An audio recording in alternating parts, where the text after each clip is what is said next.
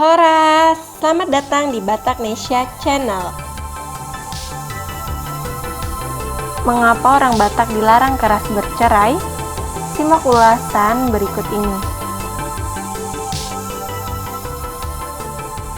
Sebelum kita lanjut, jangan lupa untuk subscribe, like, dan komen agar kami lebih semangat untuk memberikan informasi tentang budaya dan juga adat Batak.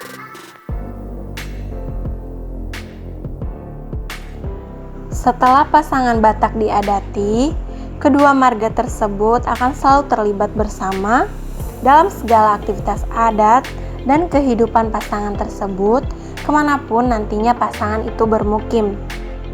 Ini karena prinsip semarga atau mardongan tubuh adalah sisada anak sisada boru.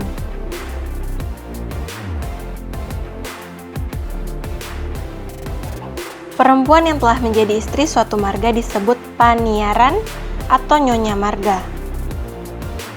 Maka seorang perempuan yang telah menikah akan menyebut marga suaminya sebagai marganya, sebab dia telah melebur menjadi paniaran marga suaminya. Tetapi jika ditanya boru apa, dia menyebut marga bapaknya. Dapatlah disimpulkan sejak menikah, perempuan telah menyatu dengan marga suaminya atau sudah menjadi hak pihak suaminya. Nah, sekarang sudah bisa dipahami kan bagaimana dalamnya suatu perkawinan dalam adat Batak. Belum lagi jika dilihat waktu dan biaya yang dikeluarkan kedua pihak, terutama pihak para anak, sejak awal proses adat perkawinan tersebut.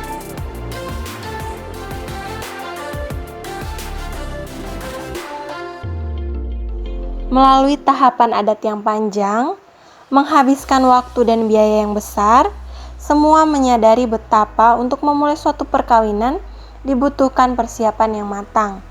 Tidak asal pilih, serta harus diikat cinta kasih atau holong. Akibat hal itulah, suami istri orang Batak sangat sulit untuk bercerai atau marsirang, apalagi sudah gabe maranak marboru atau punya anak laki-laki dan perempuan.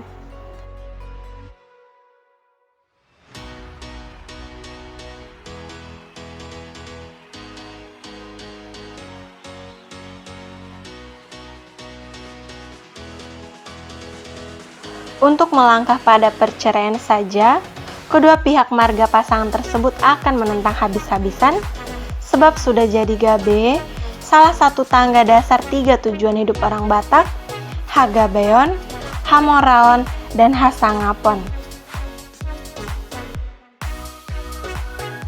Pria orang Batak tidak boleh menceraikan istrinya, kecuali karena kematian atau mahilolong, perempuan meninggalkan suaminya oleh suatu hal, atau karena marmainan atau istri selingkuh.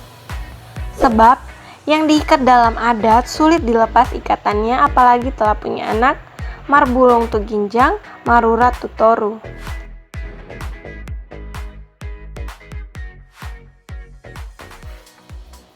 Para raja adat, utamanya unsur dalihan atau lu, akan berusaha agar perkawinan itu dapat dipertahankan. Jikapun harus bercerai, maka harus diadakan rapat adat dari kedua pihak.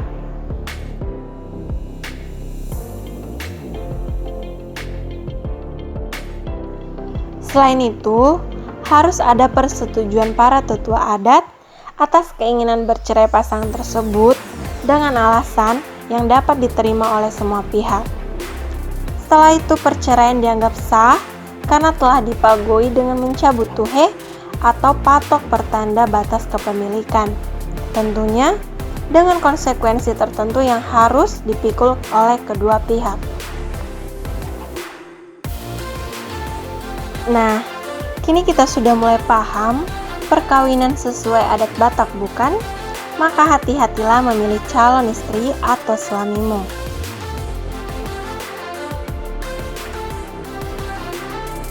Juga pahamilah dasar utama perkawinan adalah kasih atau holong dan saling menerima kekurangan pasangan atau marpanganju, Dengan begitu, tidak perlu lagi ada perceraian keluarga orang Batak.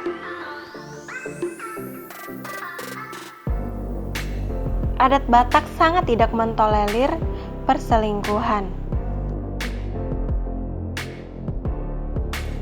Perceraian adat Batak secara konsep adalah mengembalikan atau membatalkan sinamot, ulos hela, dan segala kelengkapan yang diberikan ketika pernikahan adat.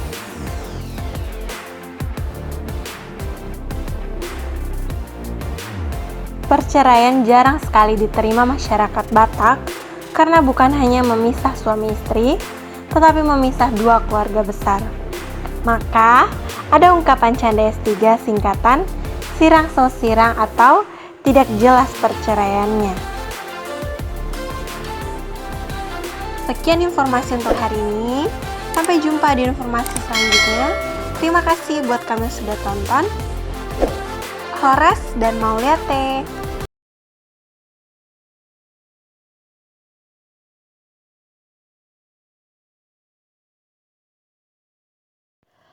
Sekian informasi untuk hari ini. Sampai jumpa di informasi selanjutnya. Terima kasih buat kami yang sudah tonton.